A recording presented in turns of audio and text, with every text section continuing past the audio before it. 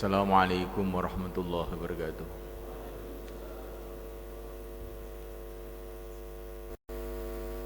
Nahmaduhu wa nusalli wa nusallimu ala rasulihil karim, amma ba'd. Hadirin dimuliakan, sering saya dengar para ulama itu mengatakan bahwa supaya orang itu dekat kepada Allah, sehingga dia ini menjadi Rabbani, orang-orang yang dekat kepada Allah, itu harus ada dua hal dalam kehidupannya. Yang pertama kali itu ta'lim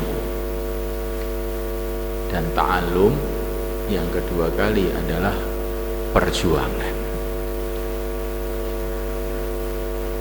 Walakin kunu rabbaniyin bima kuntum tu'allimunal kitab wa bima kuntum tadrusun. Ini ta'lim wa ta'allum.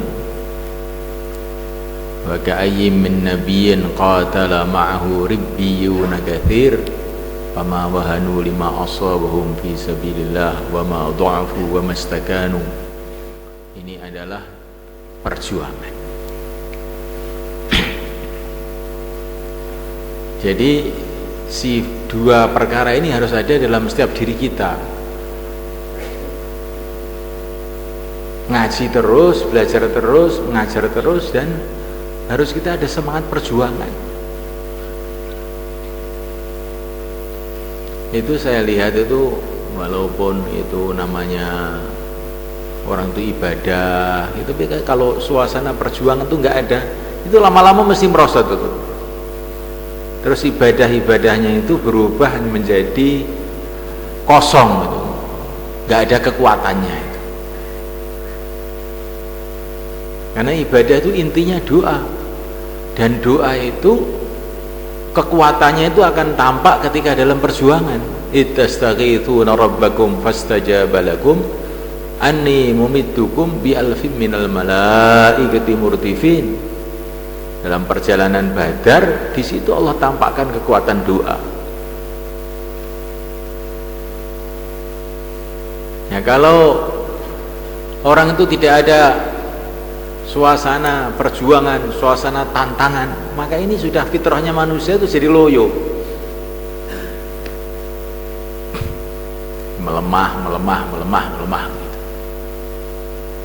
Ilmu juga begitu. Ketika ilmu itu tidak dalam suasana perjuangan, maka ilmu itu berubah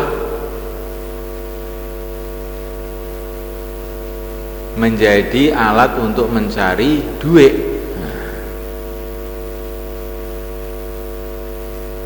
Tapi dalam suasana perjuangan itu semua orang itu berpikir mau korban, maka ilmunya itu akan lebih dekat kepada keikhlasan. Kalau suasana itu suasana perjuangan, seperti pada zaman Nabi dulu, dalam setiap pertempuran saf awal itu adalah ahli-ahli Quran.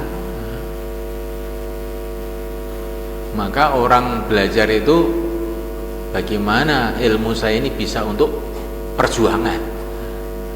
Tapi nanti kalau tidak ada suasana perjuangan itu, orang itu berpikir, kalau saya belajar ilmu nanti saya dapat gaji berapa, dapat fasilitas apa. Nah, ini yang bahaya ini. Sehingga akhirnya ilmu tadi itu menjadi melemah sampai tidak ada harganya. Jadi kalau ilmu itu adalah untuk perjuangan, enggak, nanti saya mau khatamkan Quran, karena orang yang ngatamkan Quran itu doanya makbul, maka khataman Quran saya ini akan saya gunakan untuk minta kepada Allah. Itu kalau dalam suasana perjuangan. Bagaimana ngaji saya, taklim saya ini akan mendatangkan nusratullah dalam kehidupan saya, keluarga saya, anak-anak saya, dan seluruh umat. Insyaallah mulai kan? Maka ini alhamdulillah di tempat kita ini sudah mulai jalan, alhamdulillah, ta'lim wa ta'alum mulai jalan. Ibadah ya alhamdulillah, perjuangan dakwah alhamdulillah. Tapi sekarang ini kita dituntut untuk membuat satu program lagi, karena kita ini pesantren. Kalau dakwah itu istilahnya orang bangun tuh kayak bulldozer untuk meratakan tanah.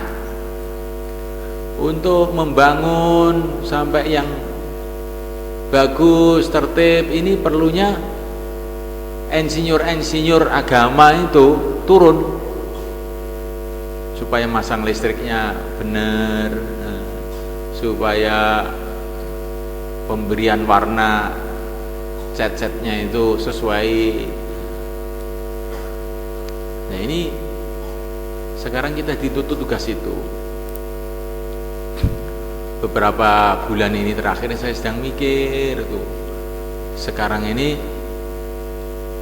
kok tidak ada taklim masail di masjid-masjid,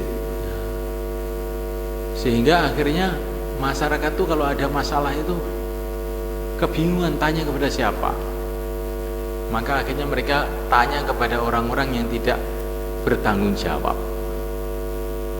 Kalau ada masalah apa-apa mereka menghubungi Syekh Google. Nah, tanya itu.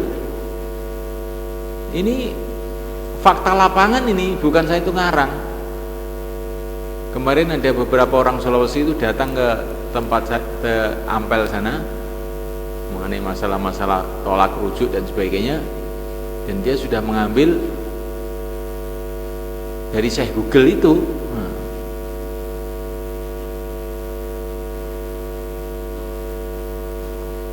Jadi kalau orang awam yang nggak mau ngaji itu akhirnya kepada internet kalau tanya masail itu, mereka masih cinta agama, ini karkun nih. Kalau orang yang agak cinta agama, nanti mereka akan ikut pengajian-pengajian di masjid-masjid yang apa itu sumber keilmuannya itu ya seperti yang kita dengar sekarang ini. Nah ini kita ini sebagai orang yang dikit-dikit tahu ini, kalau kita diam kan dia dosa. Kalau orang awam ya memang mereka nggak tahu, tapi orang yang sudah tahu dikit-dikit ini punya kewajiban untuk membuat taklim masail ini. Dulu taklim masail yang saya lihat di Magetan dan sekitarnya itu bisa dihandle oleh NU zaman dulu itu. Sekarang hampir tidak ada itu, hampir tidak ada. Kalau Malang gimana? Masih ada. Nah, alhamdulillah kalau Malang ini banyak kiainya. Tapi kalau Magetan, Madiun, Ponorogo, Ngawi itu hampir tidak ada taklim masail di masjid itu.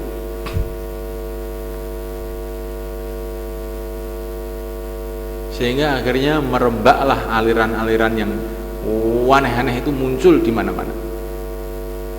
Muncul di mana-mana. Di sini kan banyak santri Aceh loh. Dulu Aceh itu ya hampir 100% donga kunut semua kalau subuh. Sekarang ini ya mungkin sudah 30%, 40% enggak kunut lagi. Nah, ada orang Aceh ini. Gimana? Betul enggak? 30, 20, 50 malahan. Masya Allah. Kenapa bisa terjadi begitu? Padahal Aceh itu kerajaan Syafi'iyah itu dulunya.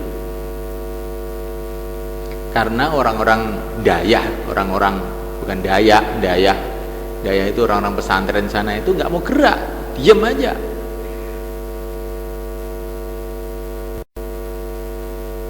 Betul nggak? Coba namanya siapa? Zaitin.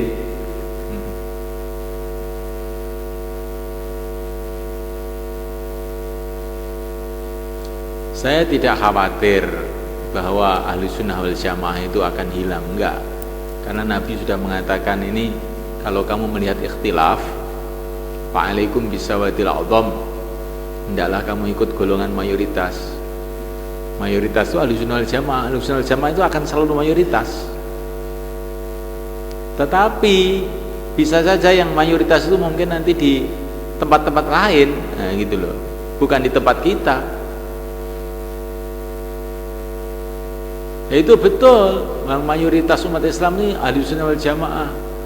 Tapi kita ini berkewajiban untuk mempertahankan ajaran itu.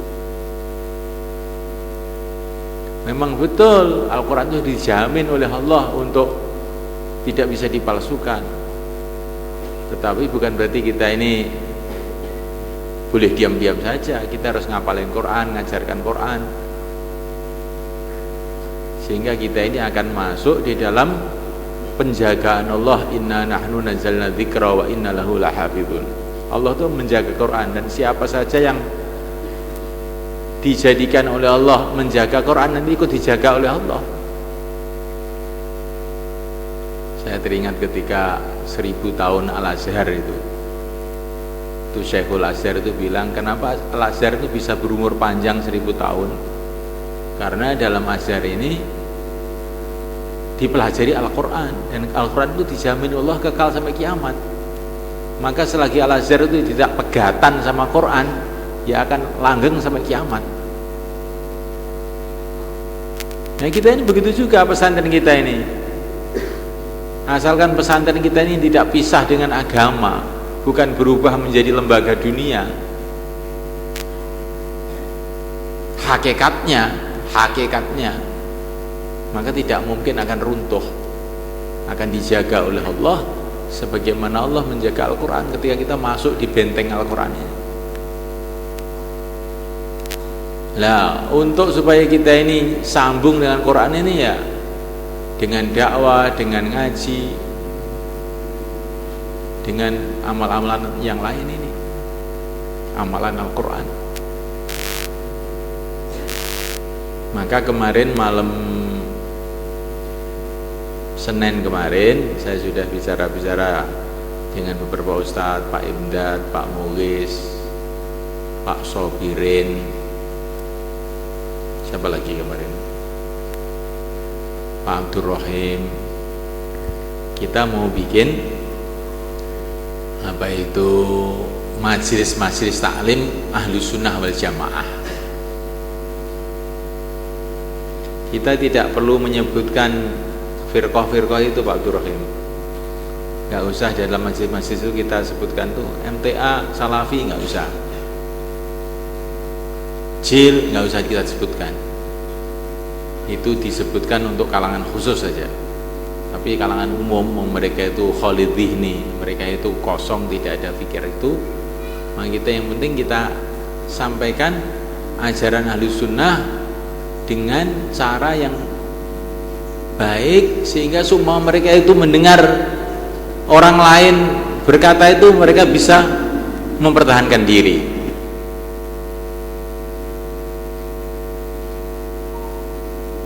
Dikasih dalil-dalilnya baik akli maupun nakli, yang simpel, yang mudah untuk dipahami oleh seluruh masyarakat.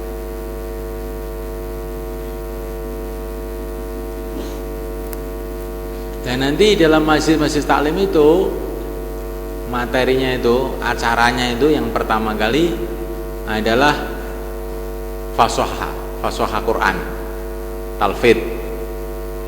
Kira-kira 1/4 jam itu talfid. Karena ini apa itu bacaan Quran di masjid-masjid itu juga Masya Allah perlu diperbaiki betul itu. Ini 10 surat, tapi yang membaca yang benar-benar baik gitu. Setelah itu terus kira-kira setengah jam akidah ahli sunnah wal jamaah, dimulai dari akidah 50 diajarkan. Orang itu kalau punya akidah 50 itu insya Allah nggak akan terjerumus kepada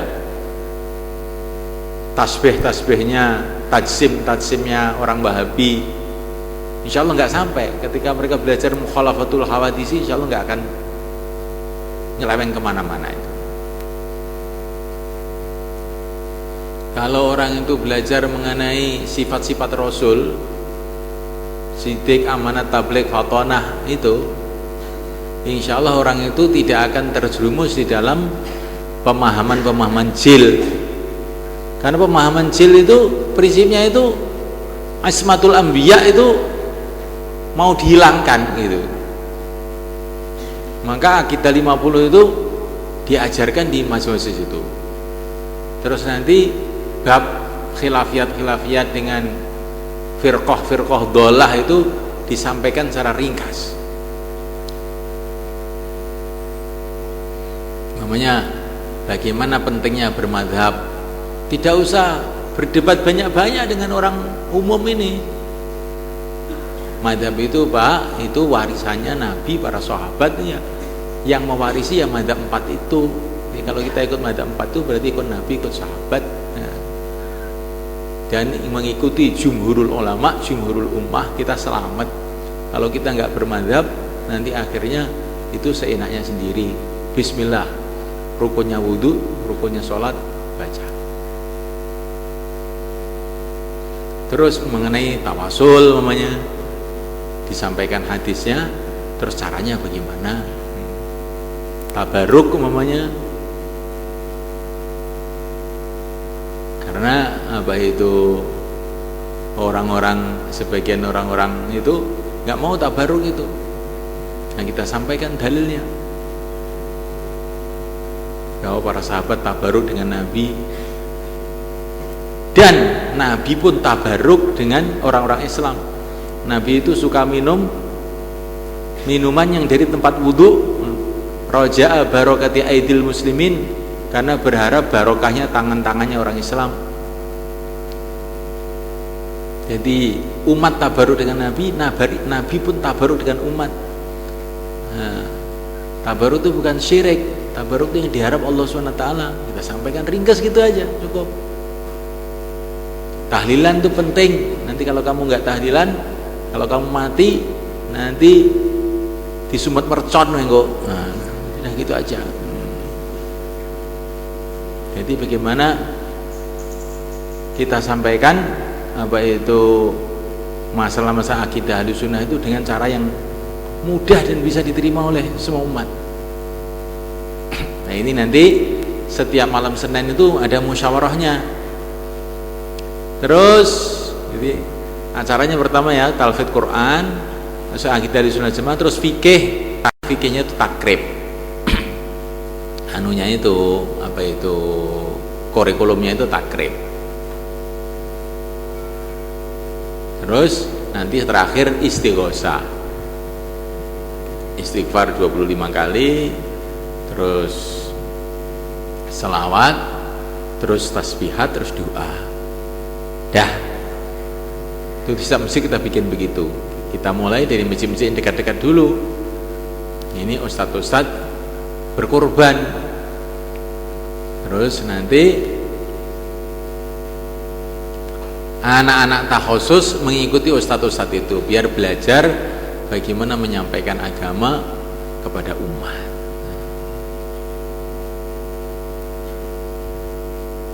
Nanti akan dimusyawarahkan juga ini untuk ustadzah-ustadzah yang sudah kawin. Nanti ada tempat-tempat yang perlu mudzakarah bab haid, nifas, istikhadah namanya, tapi dengan cara yang ringkas. Maka fikih wanita lah, maka ibu-ibu ustadzah-ustadzah ini bisa ke sana. Tapi sekarang ini sementara hanya untuk ustadz-ustadz dan anak-anak takhusus, kita gerakkan ke masjid-masjid untuk buat taklim-taklim masail.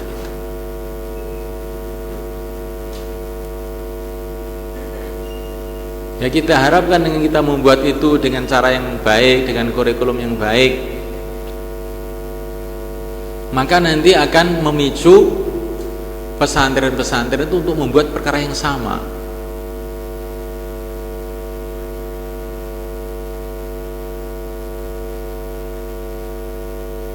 sekarang ini yang saya lihat itu beberapa ulama itu cuman bagaimana itu menghadapi aliran-aliran sempalan itu, ditulis buku-buku untuk mengonter aliran-aliran sempalan, tapi tidak dibuat bagaimana kursus ahli sunnah wal jamaah itu dibuat di masjid-masjid.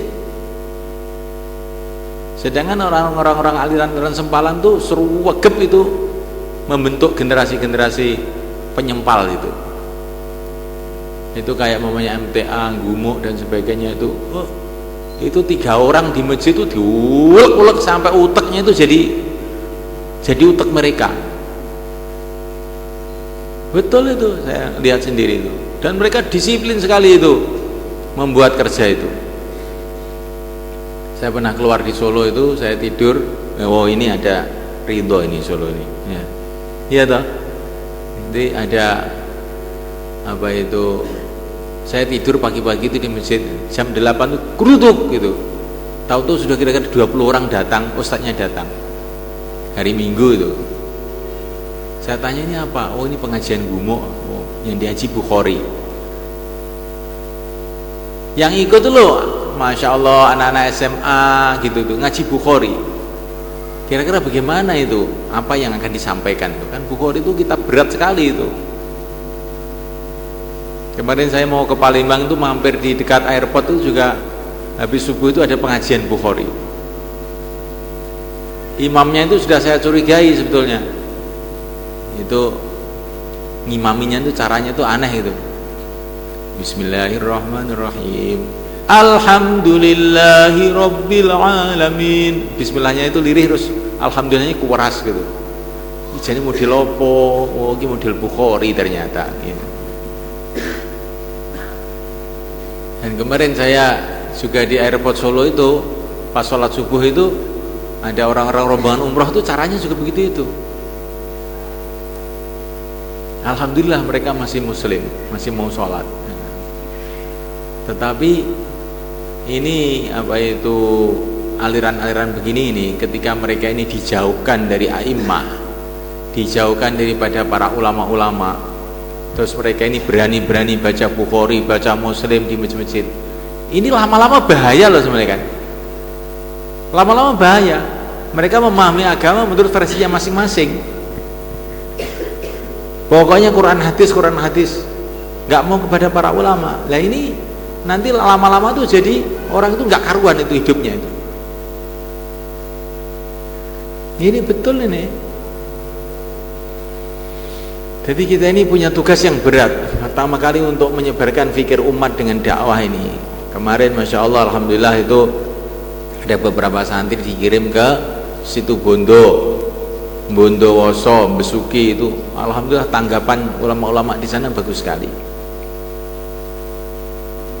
Itu kemarin rombongannya Pak Basirun 3 hari ke sana juga sempat mampir ke pondoknya Ki As'ad.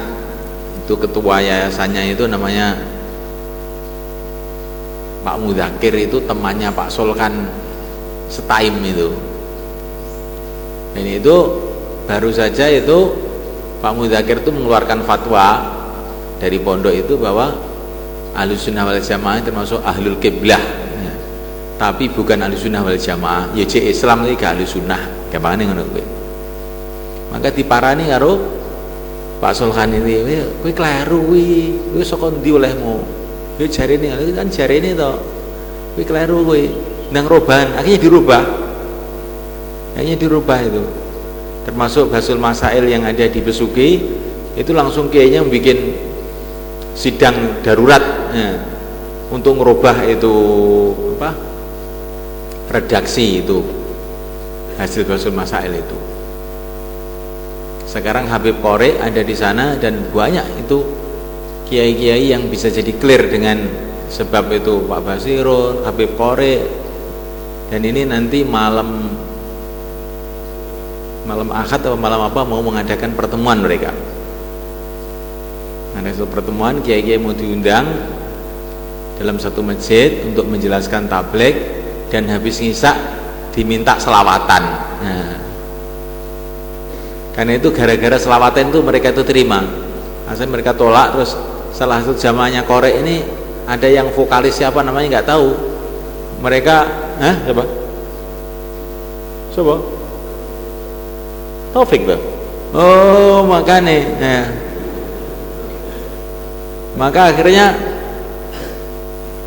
gara-gara Taufik ini tadi, terus akhirnya kayak seneng. Oh, ternyata tabligh iki oleh to selawatan. Akhirnya gak oleh. Nah.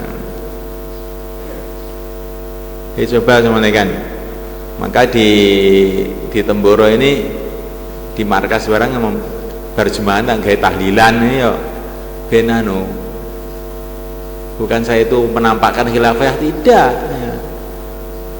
Supaya orang itu tahu bahwa itu memang ada dalilnya.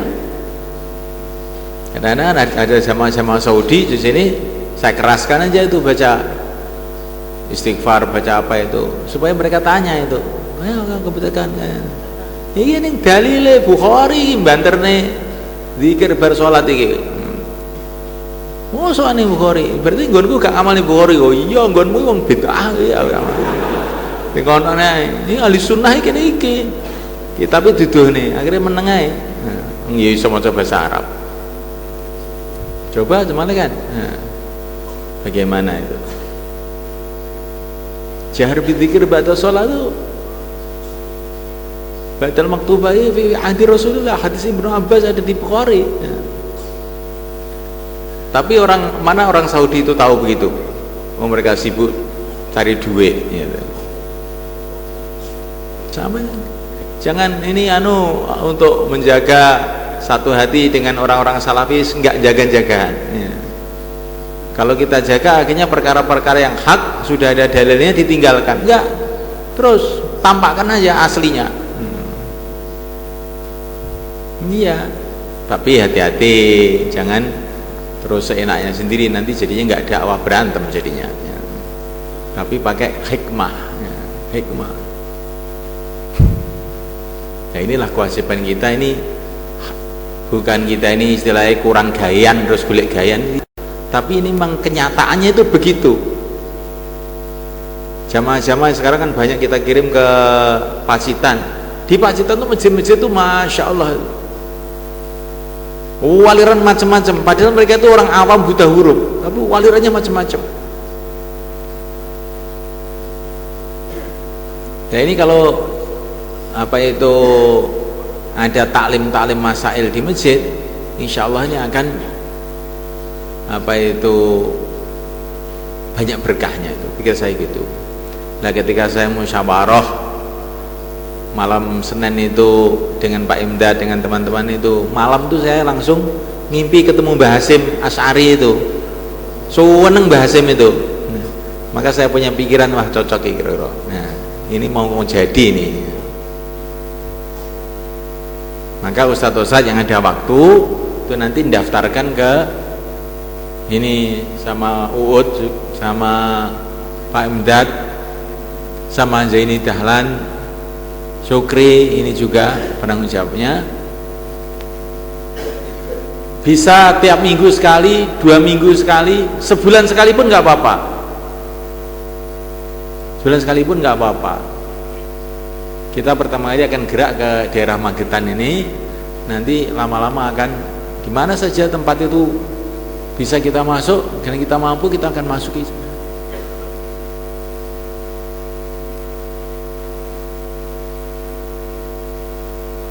Bagaimana mereka?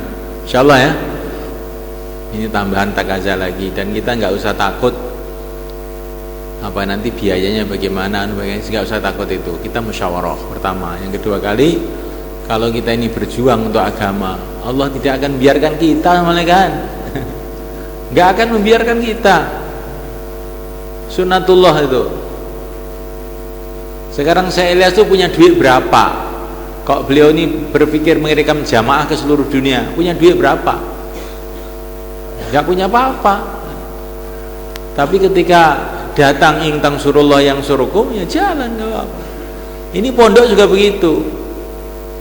Saya tahu kalau kamu itu gak punya duit, tapi Allah punya. Nah, dan kalau kamu kerja untuk agama Allah, Allah akan biarkan kamu? Enggak. Allah tidak akan membiarkan. Allah sekarang dengar apa yang kita katakan, dan Allah tahu apa yang dalam hati kita. Kalau kita sungguh-sungguh, pasti Allah akan menolong kita, insyaallah malaikat. Kemudian malaikat, yang terakhir ingin saya sampaikan, bagaimana kita menguatkan basic ini juga, basic pondok ini, mulai dari kelas 1, 2, 3, 4 sampai takhusus ini. Bagaimana setiap gurunya itu betul-betul menyampaikan yang terbaik yang dia bisa. Sehingga kalau kelas 1 itu baik, nanti kelas 2 tambah baik, kelas 3 tambah baik, sehingga takhusus itu sudah jadi orang-orang alim.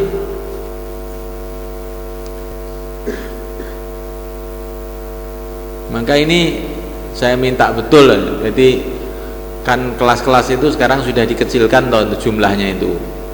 Bagaimana kelas-kelas awal-awal ini betul-betul dibelajar keahlian, keterampilan membaca kitab, fa'ala yaf'ulu, tarkib-tarkib yang dasar-dasar itu betul-betul dikuatkan, betul-betul menulis bahasa Arab, sehingga nanti sampai ke daurah itu mereka itu tingkatan keterampilannya baca kitab itu sudah baik sehingga mudah ditingkatkan gitu. Tapi kalau orang itu selesai daurah belum bisa baca kitab, wah ini ngalamat, ini ngalamat saja loh. Kadang-kadang juga yang tidak baca itu malah nggak bisa baca, malah di rumah taskilanya banyak juga ada. Tapi itu ini kan bukan anu, itu namanya khariqul adah namanya itu. Tapi kita perhatikan betul. Terus kemudian kemarin yang pertemuan sebulan yang lalu, saya menyampaikan masalah adab-adab doa. Itu bagaimana adab doa sebelum ngaji itu bagaimana? Sudah dikerjakan? Sudah? Coba salah satunya Karguzari. Salah siapa yang Karguzari? Bagaimana prakteknya? Siapa? Kamu? Ya, berarti Karguzari. Oke, sabar.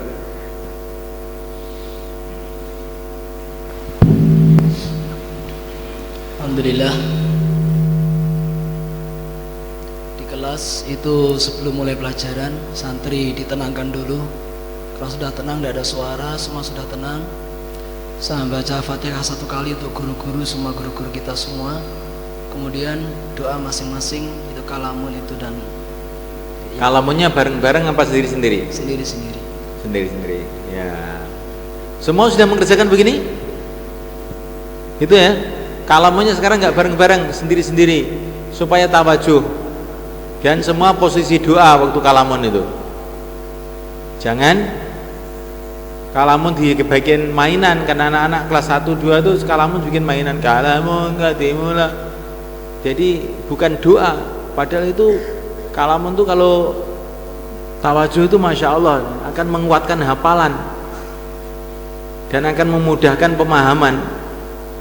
Maka penting itu diperhatikan itu. Kalamun sebelum ngaji itu.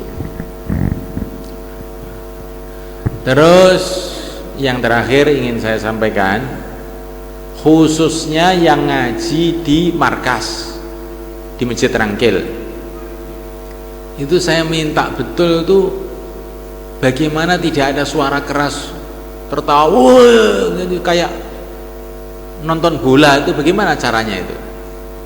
Bagaimana usulnya ini? Ini guru-guru Terangkil kan ada ini. Daurah ini. Pak Durrahim bagaimana pikirnya?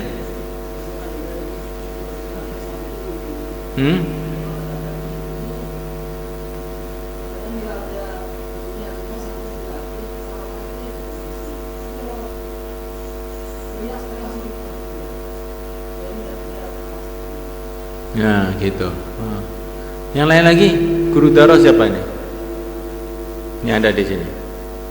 Pak Wahab, nggak ada. Pak Makmun, ada nggak? Kenapa tadi kok nggak di absen tadi Pak Makmun, Pak Wahab? Pak Basir, tukang guyon KPI.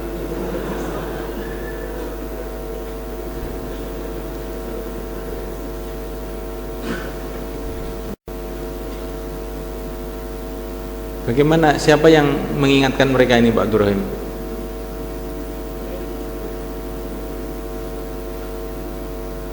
Kapan ada pertemuan khusus yang ngaji di Terangkil gitu? Nanti kalau malam Jumat kumpulkan sebentar di kamar saya, bisa nggak kira-kira? Siapa tanggung jawab? Abdurrahim ya? Nanti malam hubungi. Ya. Bagaimana adabnya ngaji di masjid? Ngaji itu ada dua toh, ngaji di masjid, ada ngaji di luar masjid. Di masjid itu harus lebih adab dari di luar masjid. Terus apalagi di markas itu kan semua kelasnya pakai pengeras suara semua. Tuh Masya Allah, kadang-kadang itu saya tuh tidur di kamar itu ngenes itu. Piye kok ngene iki adab ini masjid itu. Kita ini di masjid itu harus, ini Baitullah, ini kita harus punya sikap yang tersendiri gitu. Ya itu yang ingin saya sampaikan. Coba nanti malam kita adakan pertemuan untuk guru-guru yang ngajar di Terangkil. Tanggung jawabnya Pak Abdurrahim sama Pak Syukri ya. Kumpulkan nanti habis itu aja lah, habis bayan maghrib kumpul bersama papsi santri itu aja lah ya, atau di mihrab saja, tunggu saya di setelah papsi santri. Ya semua guru yang ngajar di Terangkil di masjid, biar menjaga adabnya lebih baik. Karena kalau kita tidak menjaga adab itu nanti bahaya sebenarnya. Apa saja amalan kita tidak jaga adab, amalan tadi lama-lama hilang barokahnya. Karena agama itu adab. Sholat, rukuk, sujud itu apa tuh sebetulnya itu? Ini hakikatnya ya adab toh. Bagaimana mengagungkan Allah, zikir, semua amal-amal sunnah, amal-amal agama, halal haram, itu sebenarnya adabnya manusia yang hidup di bumi Allah. Maka adab ini betul-betul kita jaga betul-betul. Masya Allah, kemarin itu Pak Basir untuk cerita di satu pondok di Situbondo sana, pondok besar mulai kan. Itu sholat itu mulai kan. Sholat apa nggak tahu, sholat duhur apa setengah asar itu di masjid itu ruame seperti anak sanlat Ramadan itu loh. Anak sanlat Ramadan kan gitu toh, kayak bebek itu ruame. Imamnya itu sudah takbir itu nggak takbir, ngomong sendiri. Dan itu anehnya itu kayak begitu itu ya, ustadznya dia diam aja, nggak ada yang bergeming. Ya santrinya ribuan itu, sehingga itu Masya Allah kalau kita lihat tuh ngenes gitu. Kalau orang tholibu ilm ini kayak begini, ini adabnya dengan agama, bagaimana orang awam? Tidak semua pesantren begitu, ada juga pesantren-pesantren yang jaga adab juga ada, tapi banyak pesantren yang begitu itu juga. Maka pesantren kita ini kita jaga betul. Ini sekarang tadi ada kiai-kiai dari Cikampek mau belajar kayak apa itu membentuk pesantren. Orang-orang pesantren dari Cikampek sekarang di markas sana. Tadi ketemu saya kiai-kiai dari Tasikmalaya, ini juga terus datang dari Bandung, terus ini dari Kediri. Sekarang mulai kiai-kiai itu pada berdatangan, keluar tiga hari itu. Maka kita ini perlu menata diri supaya kita ini jadi miftahan lil khair, pembuka kebaikan untuk semuanya, insyaallah. Saya kira itu yang bisa sampaikan. Al-Fatihah. Allahumma salli ala sayyidina Muhammad wa ala ali sayyidina. Ighfir lana ya Allah, yassir lana ya Allah, barik lana ya Allah, ayyidna ya Allah, ihfadna ya Allah, barik lana ya Allah fi jami' ahwalina, syu'unina ya Allah, yassir alaina ya Allah, wasi' alaina ya Allah, wasir alaina, yassir umurana ya Allah, wasi' alaina ya Allah, ihfadna ya Allah, ihdina ya Allah, saddidna ya Allah, ihdina saddidna, ijma'na ya Allah. Alhamdulillahirabbil alamin. Al-Fatihah.